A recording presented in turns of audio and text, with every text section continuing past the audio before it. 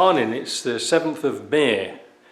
As you can see on the bench here, I've got an LT77 that I found on the shelf. I'll put a picture of it here when it's on the bench, but this is how I found it. Must have had it 18, 20 years. I was stuck for some shims. Anyway, I've got the shims now. So I thought, well, seeing I've got a lot to do, I might as well strip it down, clean it and have a look at it, because I actually put a brand new shaft on it and it's cleaned up really nice. There's nothing wrong with it and none of the parts were wrong. But I'm in a bit of a dilemma. Should I do the full video of stripping it down and building it back up again? We've done LT77s before. Maybe an update 2026 might be a bit better. I don't know. But it's going to take me about 3 or 4 hours for editing. And if I only get like 500 views, is it really worth it? I don't know. You tell me, because time's money, isn't it? Anyway, the moral of, well, not the moral, but the point of this exercise this morning is, I had an email from a chap who said, these aren't a very well thought out gearbox because you can select reverse instead of first. And he said when he's going uphill it's easy to put into reverse. These remotes here are the same casting as an R380. So the LT77 and the R380 is exactly the same casting, nothing changed.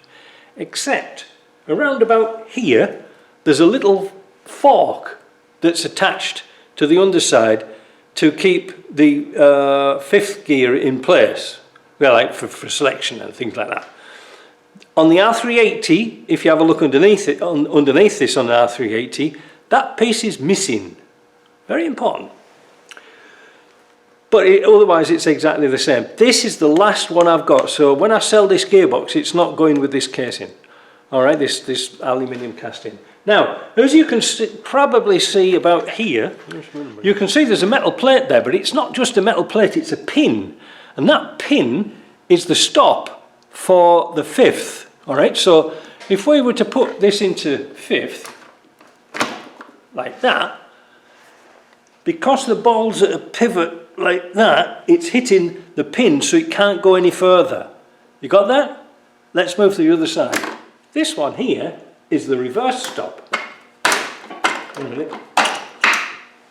You hear it clonk into reverse? They always clonk into reverse. There's no synchromesh on these.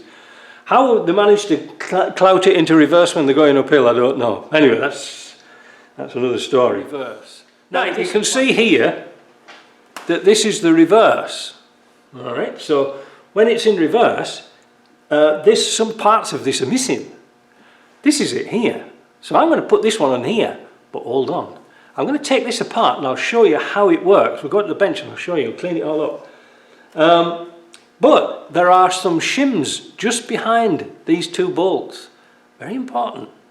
That's to get the tension right on here, because these are a funny little damn thing.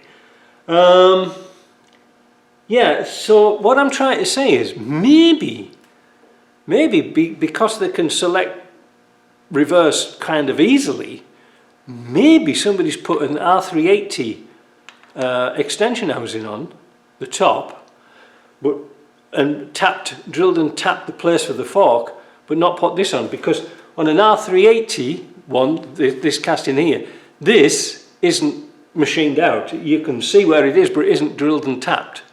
This one is, but this one isn't.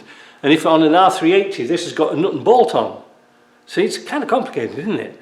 Let's go across the bench and let's have a look at this. Right, so this is the little chap in question. It's obviously been in bits before because the nut's loose. Oh, it's come off as one piece. Spring. Ah, I see what's wrong, why this is bad. It ain't got the ball in it. It ain't got no balls. And it's kind of badly seized up, so what we're going to have to do with this is soak it in some light oil and see if we can get this pin out. There's supposed to be a spring clip in here. What I'm going to do first of all, I'm going to put this through the sandblaster and see if we can find a clip and tidy this up, and then we'll put it through the bead blaster. Well, I bead blasted it, I blasted everything just with the sandblaster, but I can't see a clip in there. So what I'm going to do is, it's very difficult to blast inside a little cavity like that. I'm going to try and get this out. We'll put some oil in there and see if we can work that one out. PB Blaster. So there's the piston. There's another spring. So all we're short of is a ball. So now we can put this all through the blaster, the bead blaster, then we can calculate the size of our ball. I don't think I've got any. It's just a ball bearing, but it might give us an excuse to go and see JP for an hour. Well, all the parts cleaned up nice. They all came up just lovely like new. The piston here is a little bit rusty, but I don't think it's going to be really bad. The springs are okay, but I ain't got a ball. I haven't got a ball at all. So what I'm going to have to do is pop over to JP. See, that fits nice in there. Pop over to JP with this, see if we can find a ball. Now how are we going to measure that ball? We'll just get a drill bit and see what fits in there, and then we can measure up the size of the, we can calculate the size of the ball. Right, I've put it in the vise.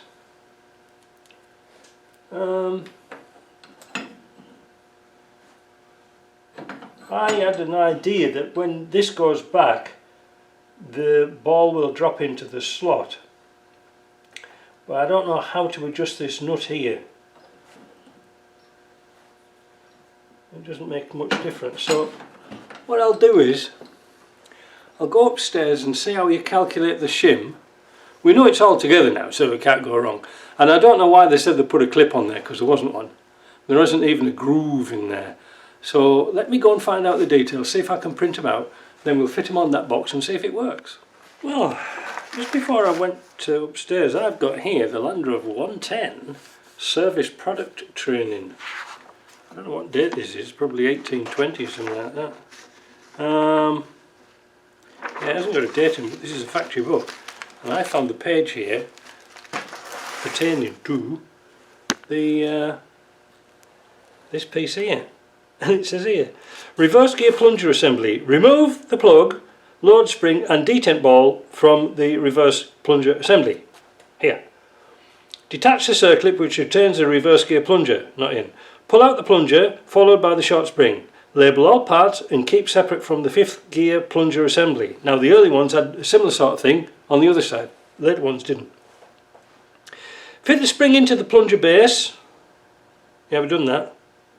Wait a minute. Detach clip. Label all parts. Lubricate short spring and plunger with Grease L2 or similar prior to assembly. Well, I've done that. Fit the spring into the plunger base and slide the assembly into the reverse gear plunger housing. Here. Fit the spring into the plunger housing. Oh, we've done that. Lubricate the detent ball with light oil and fit into recess. Refit the short spring and plug. Coat the plug and threads with Loctite and tighten to 22 Newton meters. Well, that doesn't tell us anything really, does it? We've got this the right way around. But it doesn't tell us anything. It doesn't tell us anything about the shims either. Oh well, we'll go upstairs and have a look at a bit more modern stuff rather than this written in bloody Latin. What a mystery this is turning out to be. We should get Arthur C. Clarke on it. This one's off an LT77, correct? The LT77S, the later one, had a fixed cap on here, not an adjustable one.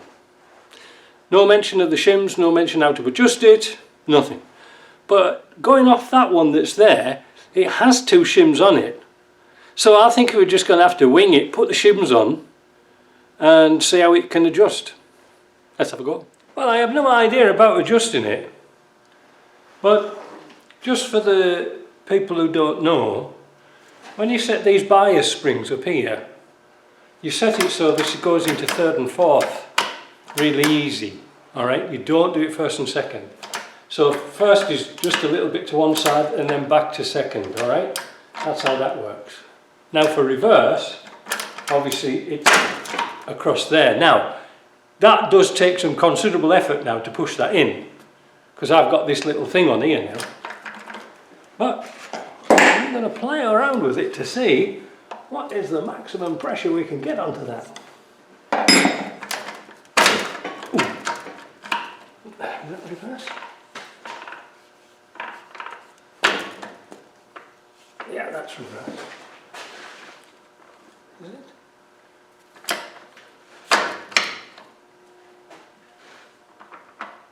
No, that's too much, it won't go in.